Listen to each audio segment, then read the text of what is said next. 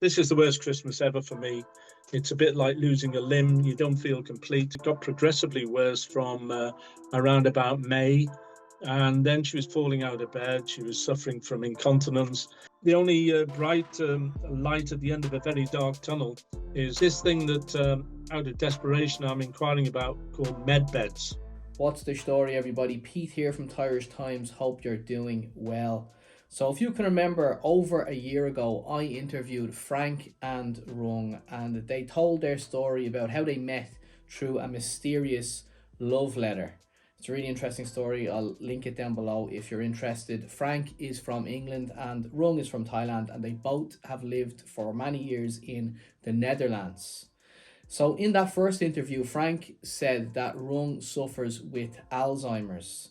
And then recently Frank contacted me again and he said that Rung's condition has deteriorated.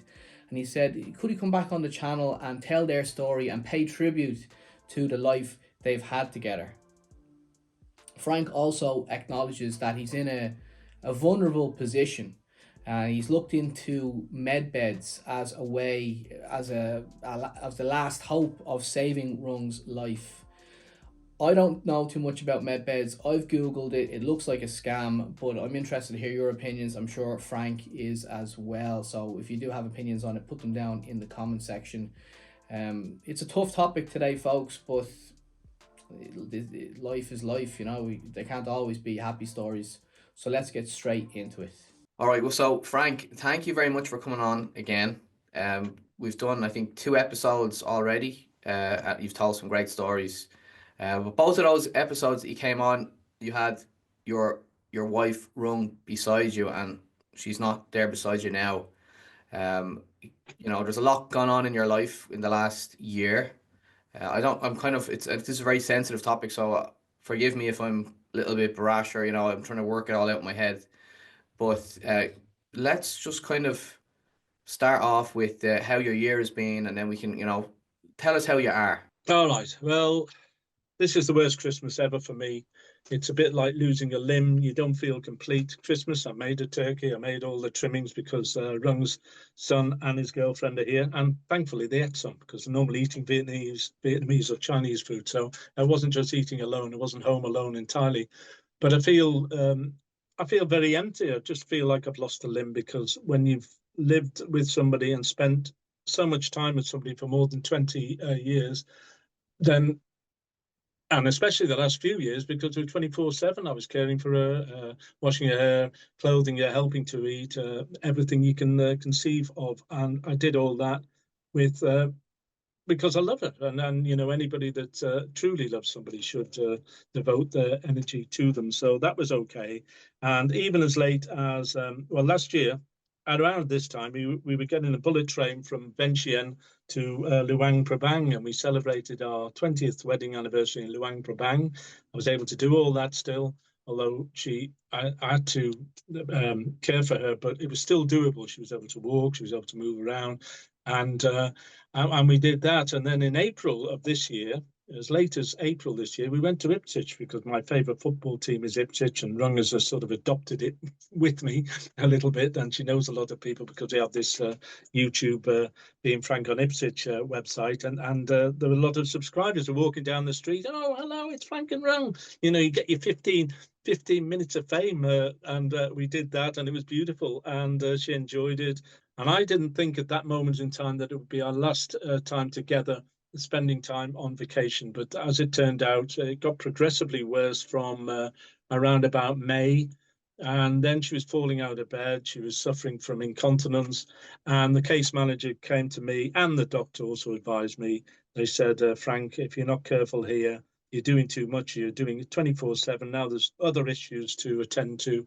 And if you don't let go, then you'll find yourself in a hospital. Then there'll be no one to care for Rung. So with great reluctance, I decided, in consultation with her son, who lives with me here, that we should register her for a care home. Now, we thought it would take about 6 months. And the reason we did it too was because if a condition deteriorates rapidly, then there was no possibility of getting into a care home in our town Lelystad here. It might have been in Breda, might have been in Maastricht, and I couldn't visit her every day if that was the case. So we registered, thinking it's probably 2 or 3 months away. The case manager came a couple of days later, maybe 3 or 4 days later, and the phone rang and she picked it. Oh, we've got a vacancy in Lelystad, and we had to go for it. So earlier than anticipated, Rung was in the care home. But since she's been in the care home, she's lost 21 kilos. She's a pale shadow of her former self in many respects. But of course, what you also have to bear in mind is that Alzheimer's tends to speed up the younger you are. You would think it would be the other way around. The younger you are, the more you're more prone to deterioration more rapidly. Frank, can I ask you, how did you notice Alzheimer's, the beginnings of Alzheimer's? Well, it's interesting you mentioned that, because it wasn't something well, maybe subconsciously I noticed it. I'm not entirely sure, but I remember that it started with her boss in the bicycle factory in Lelystad, where she was working, because they were asking, they said she was the best worker, her boss said, and he said, have you noticed any problems with Rung recently? I said, oh, when we came back from Greece, I noticed one thing. She left her luggage because we were separated on the plane, and she was waiting for me down the steps of the plane. And I said, where's your luggage, darling? And the luggage was still on the, she'd forgotten about her mini coffer, a mini case. So that was the first thing. So I said to him, yeah, he said, because the problem is she's on the brakes and we can't have somebody on the brakes that's being forgetful. I said, is it that bad? He said, oh, at the moment it is. So that is going back to, you could say it could be as long as 8 or 10 years ago, certainly 8 years. And I'm not entirely sure the dates now, but that was the first warning sign I received. And then, of course, when we were in Hungary, normally she'd be very, very sharp. You know, we were in Budapest, and I went back to the hotel to get a cab. And so I changed seats stupidly, and I sat in the front seat. When we got out, we're in the airport, beautiful day. And I looked at Rung, Rung looked at me. I said, where's the bag with the iPad in, with the air ticket in, with the passports in? The taxi had gone 5 minutes ago. And so we had no air tickets, no passports, no nothing, stuck at the airport, and except our cases. And I thought, wow, this isn't the best place, Budapest, because I know we struggled when we got there, that no one was speaking English when we were looking for a taxi berth. And then I saw a man doing nothing, dressed in a suit. And I said, do you speak a little English? He said, yes. I said, look, this is the situation. We've got our air tickets, our passport, everything, which was stuck in a taxi. And I want to contact the hotel to see if the receptionist can contact the taxi firm. And he very kindly listened, understood, and cooperated. But then I thought to myself, when we went into that hotel, there was this lazy boy on reception, and we were ringing the bell for 10 minutes. He came down, licking an ice cream, and he said, oh, it's very hot, isn't it? And then I realized he was on reception that day. So I thought, what are the chances he's going to pick up? Well, he did pick up. He explained the situation, and then I got a message back. Bad news. Yes. Yeah, it's all gone. No, bad news. You have to pay another 25 euros for the taxi to come all the way back into the airport, because he's back in Budapest now. Best 25 euros we've ever spent. He turned up, and on the back seat there was the iPad, the air tickets, and everything. And then I got a bit silly. I celebrated by downing another beer, and then, your last call, Mr. Weston, your last call. We had to race. We had to race to the departure lounge, and the guy said, "No, you're too late. You're too late. You're too late." He said, "Have you got any baggage in there?" And as it turned out, we did. And he let us through, and we ran it seemed like 2 kilometers to get to the plane. And when we got on the plane, there was a round of applause from everybody who'd been waiting patiently for us. So that was quite a story. So I say that would not have happened under normal circumstances. Rung was far too sharp. She would have, if I make a mistake, she always spotted it. So that was another little telltale sign that something was going wrong, you know. Gradually, she deteriorated over time. From the year she was diagnosed at 50, I thought, right, that's it. I've retired. Everyone's saying to Frank, to me, "Oh, Frank, the golden years now, retirement." it coincided almost precisely with the moment that Rung could not stay on her own. So I found myself, instead of enjoying the golden years and doing instead of 38 hours a week and traveling, you could call it 50, then I was working 24/7 with Rung because she couldn't be left alone. Maximum was about 20 minutes then. I could go out on the bike, get some shopping and come back. But beyond that, and she couldn't no longer tell the time. She couldn't recognize a clock. They say that's one of the first signs of Alzheimer's, by the way, that if they give you a piece of paper and a pen and you've got to put in the numbers of the clock and you can't do it, 12, 1, 2, 3, 4, then that's a surefire sign that you're suffering from a dementia of one sort or another. And Alzheimer's, I think that's what it was. So we found ourselves sort of in that sort of predicament then. I had to do everything for her. You know, I was happy to do it. I loved her with all my heart. And let's face it, if Rung, an ex-nurse, had been my position, she would have done exactly the same for me. There's no denying it. And in fact, probably would have done a much better job. But in the end, I was left with no choice. So it was like a bullet to my head, like a gun to my head, sort of saying, either you let go, Frank, or you'll be in hospital next. And yeah, but with great reluctance, I did it. But the good news is that it's local. I can see her once or twice a day. But yesterday on Christmas Day, which was the most painful day of all, she was sleeping because they put on morphine over the last week. I gave permission because she was in a lot of pain, her shoulder, and she was holding her chest. I said, give her some morphine to help her ease her discomfort, providing it's not too much. How did she hurt her shoulder? Did she fall out of bed or something? She fell out of bed, hit her head on the bedside cabinet, covered in blood when I went there. And she was hysterical because the first 2 weeks she was there, she was hysterical every single day, which apparently is normal when someone's thrown into a place that they don't want to be. Because let's face it, who wants to end up in a care home surrounded by virtual strangers? So it's a horrible dilemma for her to be in. And it's just as painful in many respects for me because I love her so much and miss her so much. But it is what it is. I can't control this. You know, in a perfect world, Pete, it would be me that's in the nursing home. That's how it should be. I'm 14 years older. And Rung was an ex-nurse. She could have cared for me. That's how it should be. But when we're dealt a bad hand, we just have to deal with it and make the best of the situation. You mentioned that she's not eating Yeah, earlier. well, Is she, is she just refusing to eat food? no, I did. She always used to enjoy the Christmas dinner I made with the turkey, the sprouts, potatoes. So in very small slices, I took some today, and she did have a little nibble of the turkey and a little bit of the stuffing, a little teeny bit, and that was about it. But generally, for the last 48 hours, all she's ate is watermelon. She'll eat watermelon. She will eat what we call in the Netherlands gibbling, which is like pieces of cod, and occasionally she'll eat one or two pieces of that. And I've got to give her protein drinks that are the equivalent of a meal. And sometimes she won't drink it all, but she'll drink some of it. And she's lost 21 kilos since she's been there. She's a pale shadow of her former self, as I suggested. And the only bright light at the end of a very dark tunnel is, well, two things. Today, she was smiling, and before she fell asleep, she was engaging and flashing her eyes, in a jokey sort of way, which was lovely to see.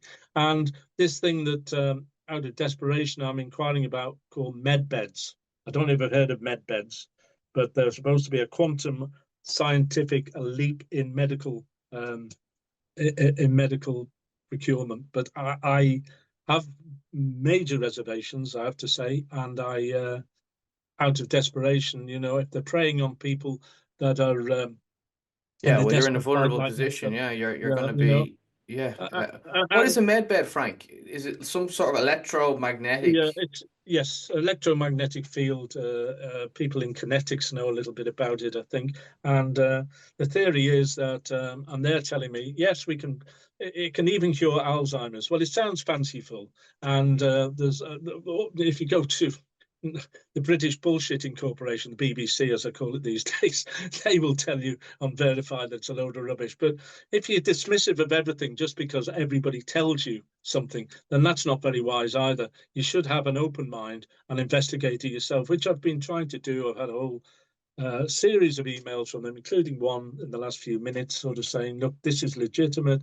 There are places in Lelystad, but the reason that I query it, there's a few red flags. One, they say that these med beds are only in military compounds or in government buildings that have been unused government buildings. That is the reason that they are so secretive about revealing their location.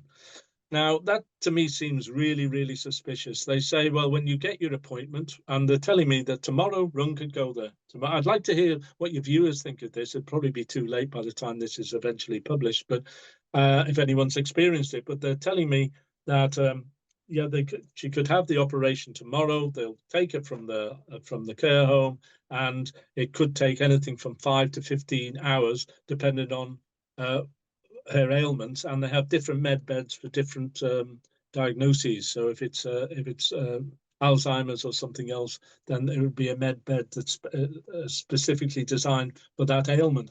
And are they asking you to send them money before you use the service? Oh yeah, the idea is €400, which I did via PayPal. And then I thought to myself, well, why not your big banks like the ING or oh no, PayPal. There were a couple of other obscure means of payment. But what was interesting is I sent it and I put it under goods and services on the advice of her son, which was he's a computer whiz kid, so he knows everything about it. And he said to put it under goods and services, and then they come back, oh, we didn't get the full payment. It has to be under family and friends. But if you do some research into PayPal, if you put it under family and friends, you don't get the money back if it's a bogus arrangement. You do if it's under goods and services. The money is now back on my account because they were complaining that they didn't get the full sum and to cancel it and start again.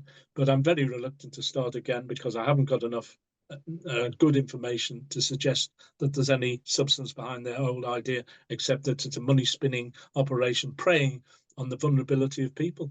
Well, let's put it to the comment section then, because I don't know too much about it, but I'm sure there's someone watching now who maybe has some experience in it. So we'll look for the comments when the video does go out there. What about the Thai community around there? Have they gone to visit Rung? Well, I'll be honest about this. I'm a little bit disappointed.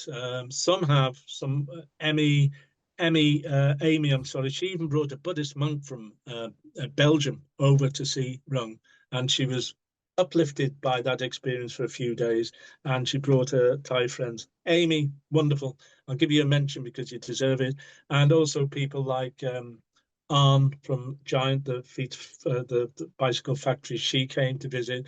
We had there's Clint and Bum, who have a Thai restaurant here in Lelystad. They've been to visit 3 or 4 times. She's had Monique, a Dutch lady, to visit. But there's a few in the Thai community she knows very well. And I don't know whether it's because of out of nervousness or embarrassment or awkwardness or what have you, they haven't been to visit. And the people that I really expected to see, at least by now, and there's been no. So I put messages on Facebook. I've tried to promote Rung's situation as best I could. Advertise is a better word than promote, isn't it? And so everyone that could be aware of it, that goes onto Facebook, would be aware of it. And yet it's been disappointing, the turnout. I'll be honest. I'm disappointed with that because I expected a lot more, including people who used to see her regularly. 2 couples, in fact, two Dutch men and 2 Thai women. I would expect to see them there, but they haven't shown, and somebody else that she knows very, very well. So there's good, bad, and indifferent, really, in that respect. But the people that have taken the trouble, I thank them sincerely because they deserve all the credit. I often say, and I've said to friends, after Rung, there's nobody that I would even be faintly interested in, and the reason being that when you've got the best, how can you search for anything else? And somebody said, well, never say never, Frank. Well, no, I really think that, I might have a Highland fling here and there, but no, nothing. I couldn't fall in love again. I devoted too much energy and time to somebody that I love so dearly. So it just wouldn't happen. I'm pretty sure of that. Anyway, but the point, Pete, and it's something that I think we all at the back of our minds realise, but all partnerships, all relationships come to an end because how many people do you know that have died together in this? Probably about, well, I don't know anybody, 3 billion to 1 or something. The reality is it's either a plane crash holding hands, Titanic holding hands, 30,000 leagues under the sea perhaps, or a car crash, which is immediate, and you both leave this world together. The reality at my age is it's more like 4 funerals and a wedding. I think they should make a sequel to 4 weddings and a funeral, especially for me. So I'm used to this to some extent, but I never could be used to losing the person that I love so dearly. And yeah, I end up not being able to articulate how I feel, except to say that it's like losing an arm or losing a leg. I'm incomplete. And that is, in some ways, a salute to Rung, isn't it? You know, respect to the lady I love, that she can have such a wonderful influence on me for so long, and it speaks volumes for her. And I think we should wrap it up then, if you want, Pete. But I'll raise a toast for the new year.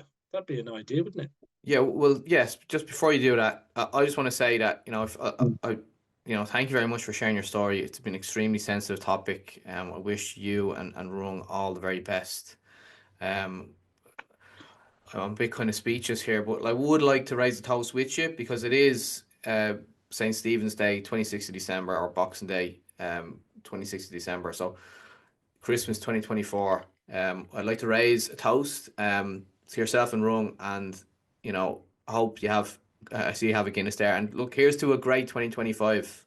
Yeah, I really need it. I think there's a lot of people that do, and it can't be any worse than now. The old Buddhist philosophy is you live for now, because tomorrow hasn't come and yesterday has It's gone, already gone. yeah. So I see it as looking ahead, but still living for the moment and enjoying a drink with you. And Okay, I hope one day we'll meet. sláinte. Thank you. See you, Pete.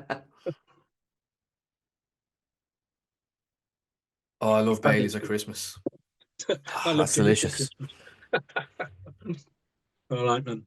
Okay, well, okay, Frank, we'll leave it there. Look, take it easy, and thanks very much. All right, and thank you. And maybe one day in better times we'll meet up. I'd love to have a proper chat with you somewhere over one of these.